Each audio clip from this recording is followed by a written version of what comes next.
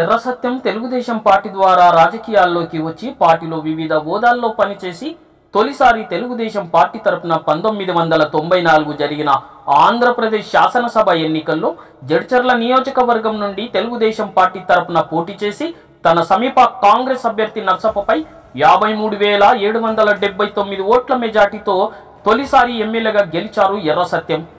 అయితే ఎర్ర సత్యం 1996 ఆగస్టు 12లో జడ్చర్ల నియోజకవర్గ పర్యటనలో భాగంగా ఓ పాఠశాలలో జరుగుతున్న కార్యక్రమంలో పాల్గొంటున్న సందర్భంలో అగంతకులు కాల్పులు జరపడంతో కుప్పకూలి చనిపోయాడు ఎర్ర సత్యం.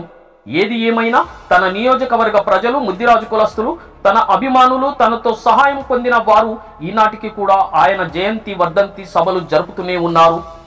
దాంట్లో భాగంగానే కొడంగల్లోని ముద్దిరాజు కులస్తులు తన జాతి వీరుణ్ణి మదిలో తలుచుకొని తన సేవలను, తనతో ఉన్న జ్ఞాపకాలను గుర్తు చేస్తూ 29వ జయంతి ఉత్సవాలు ఘనంగా జరుపుకున్నారు అభిమానులు, ముద్దిరాజు కులస్తులు. కార్యక్రమంలో నెల్లిరాములు, గోపాల్, గోకల్ల రవి, వెంకటయ్య, అప్పారెడ్డి రవి, నారాయణ, చందు, హనుమంతు, వెంకటయ్య, అశోక్, చెన్నప్ప, కృష్ణ, రాము, రామ్, గోవింద్ తదితరులు పాల్గొన్నారు.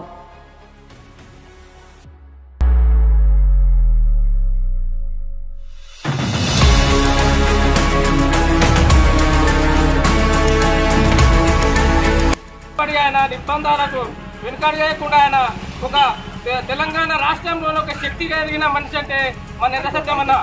ఒక జాతికి కాకుండా అడుగు బలైన వర్గాల కోసం, పేద వర్గాల కోసం నిరంతరం అతను శ్రమించి ప్రతి ఒక్కటి ఆయన దగ్గర వస్తే ఏమన్నా పంచాయతీలు కానీ ఏమన్నా ఉంటే ఒక ఎస్పీ, ఒక ప్రభుత్వం చేయనటువంటి పనులు చేసి అడుగు బలైన కోసం ఆయన ముందుండి ఆయన అందరినీ ఎంటేసుకొని పోయినటువంటి మహనీయుడు ఆయన.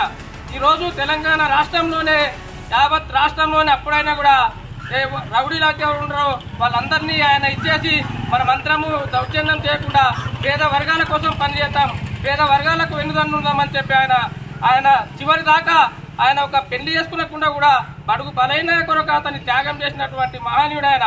అందుకోసమే మనం ఈరోజు అటువంటి వారి ఆశయాల కొరకు మనము కట్టుబడాలి ఆయన సాధన కొరకు పనిచేయాలి, బడుగు బలైన వారి కొరకు పనిచేయాలి. ఈ రోజు అక్కడక్కడ కూడా ఈ రోజు జరుగుతున్న ఆయన కూడా నిర్బంధాల నుంచి పాలైంది కాబట్టి అప్పుడు ఎంత ఇది ఉందో నిర్బంధం ఈ రోజు కూడా ఇంకా అలాగే కొనసాగుతుంది. ఒకవేళ ఎవరైతే మనము పనిచేస్తున్నామో వాళ్ళని మన అవసరం నుండి వాడుకొని ఈ రోజు కూడా వాళ్ళు అధికారం ఎక్కినాక మనని అనవసరంగా తొక్కి పాడేస్తున్నారని మనందరం కూడా ఆలోచించిన పని ఉందని తెలియజేసుకుంటాను.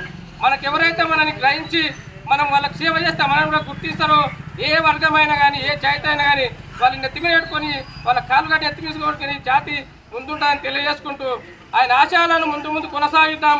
అటువంటి వారి జాతులు కానీ, జయంతులు కానీ జరుపుకొని మన జాతికి కానీ, బడుగు బలహీన వర్గాలకు కానీ ముందు వాళ్ళ చైతన్యం తీసుకొని పోయి ఈ తరంలో కూడా ఈ బడుగు బలహీన వర్గాల కోసం, ప్రతి ఒక్కరు పేద వర్గాల కోసం ఎవరైతే ముందుండ్రో వాళ్ళందరినీ మనం కూడా ఈ బీసీ వర్గాలు కానీ, ఎస్సీ ఎస్టీ మైనార్టీ వర్గాలు కానీ ఆలోచించేటువంటి ముందుకు తెచ్చి వాళ్ళని అధికారికంగా ఇచ్చేస్తే మనందరూ కూడా కొట్లాడతారు. అవసరం వస్తే పార్టీల గతంగా కూడా అటువంటి వారిని నిలబెట్టి గెలిపించుకునే పరిస్థితి ఆసన్నమైంది. బీసీ బంధువులారా, మైనార్టీ బంధువులారా, ఎస్టీ అందరూ కూడా ఆలోచించి అటువంటి వరకు చేతనిస్తామని చెప్పి తెలియజేసుకుంటూ